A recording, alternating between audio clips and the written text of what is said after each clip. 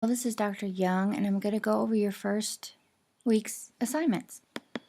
I'll make a video for each week, as well as an announcement, so you can get a better idea of what you need to do. So for your first week, hold on, let me go to home. I like to go this way first. Okay, so first week we're going to talk about strategy and aligning that with training. So what you're going to do is view this, obviously, first. And you're going to go over your objectives, the overview, the lecture, your reading, and then your assignments are going to be, you're going to have a discussion and a case study this week. Your discussions and case studies are 100 points each. For your discussion, you're going to write a description of your academic interest in Florida Tech and discuss what most interests you about training. And then you're going to talk about how training can be designed to motivate learning and accommodate trainee differences. So you're going to talk about one or two theories from the reading. So when you're writing your discussion, make sure to incorporate those in your reading and cite the source, which will be your textbook. But get used to citing your textbook because you're going to be using a lot in this class. You'll probably use outside resources as well, but I want you to be using APA format. And some of you might be coming from MLA or just not familiar with APA, so you want to start, pretty much practice that in this class if you're not used to it. And some of you might already be used to it. And I will actually talk about some resources in a second, but I'm going to go over these first. This case study is in your text. Training to respond to the Ebola outbreak of 2014. So you're going to read that. You're going to analyze the case and answer the questions on page 27 in essay format using APA format. And so your minimum is 850 words and your maximum is 1,500 words. So in this case, you're going to read you're going to read the case, and then you're going to support your statements with references and citations from the readings. Feel free to actually expand and use an outside source as well, but make sure whatever you do, this is very important, you do not use big blocks of quotes, and you do not use information from a source without quoting it if it's exact words. So basically what you need to do is when you read your text or you use another outside source, read the information, and then maybe in another document, on a Word document or something, basically restate it in your own words. And you still need to cite the source. Because what happens is if you quote someone, quotes can be used, but there's something that, they should be used sparingly to kind of, support maybe a point. You might use a quote or two, but what you don't want to do is quote big blocks of text and then put it in your paper, because what that shows me is, even though that's not plagiarizing, that shows me you can't write your own work. So so what you have to do instead is take, maybe you found a great source and a big block of information you would like to use. It's fine if you use that idea, but you have to put it all in your own words, and it cannot read like the author's word. Can't read with the same exact wording, or even close, really. So it really needs to be paraphrased carefully and cited. So that's what I'm going to look for. So make sure not to do one of two things.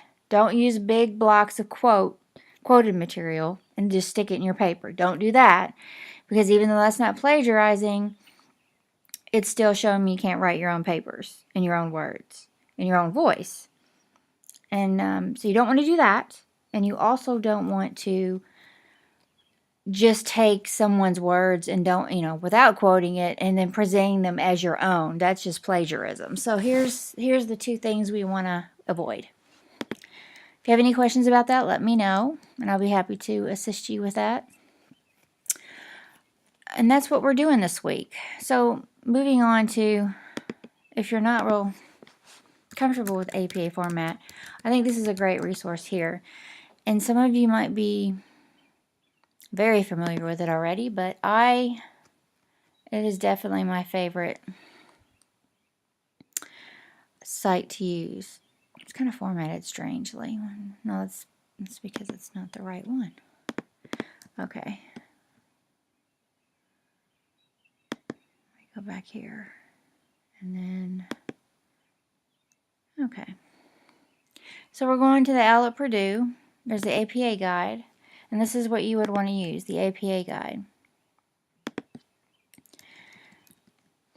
The APA formatting and style guide is the best thing. And this is pretty much what you would want to use. And it actually has a, looks like it has a citation machine within it.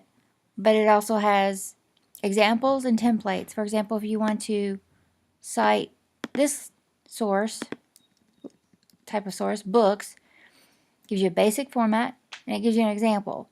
And it does that for electronic sources, other print sources, periodicals, you name it, journals. It's all in here. This is a great resource. I would use it. And that's really all there is for this week. If you have any questions or concerns, let me know.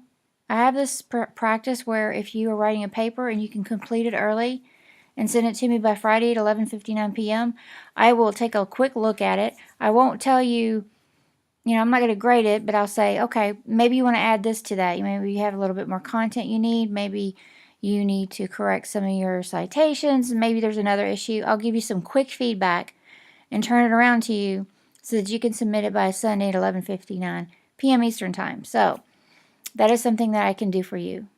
If you want to take advantage of that, you must send it to me by Friday at 11:59 p.m. Eastern Time, or I won't have time to look at it over the weekend and get it back to you. And just because I look at it doesn't mean it's still not due on Sunday. It just means I'll take a look and say, okay, I would do this, or I would take a look at this and maybe add a little bit more here or there, whatever if there's some missing content, if there's some formatting issues, I'll let you know that. So feel free to take advantage of that. And that's all I really have. I hope you enjoy this class. And then we have a great first week. And look forward to seeing you on the discussions every week. Oh, I just want to mention something else. When I'm talking about, APA format, all the arrangement of information, the punctuation, everything like that, I'm talking about your papers. In your discussions, I don't, I'm not as picky on the discussions, but you do need to cite your sources.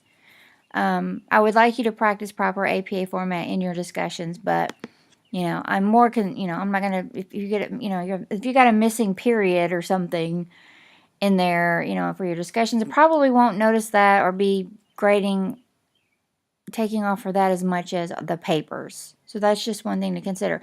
But please cite your sources in your discussions. If you're using your text, you need to put the source at the end of it. So just wanted to reiterate that anyway, because that's just kind of, oh, and don't use slang. And, use proper like when you're writing your answers, proper punctuation. A lot of times students think discussions are real casual, but they're still graded. So I do want to see proper grammar, punctuation, capitalization, things like that in your discussions. I'm just not grading as hard on APA format in your discussions. As far as, perfect structure, that's more for your papers. But I am expecting, proper writing. So I just want you to, I just wanted to say that up front so no one's confused. I think I covered everything, but again, any questions, let me know. Thanks for listening and have a great week.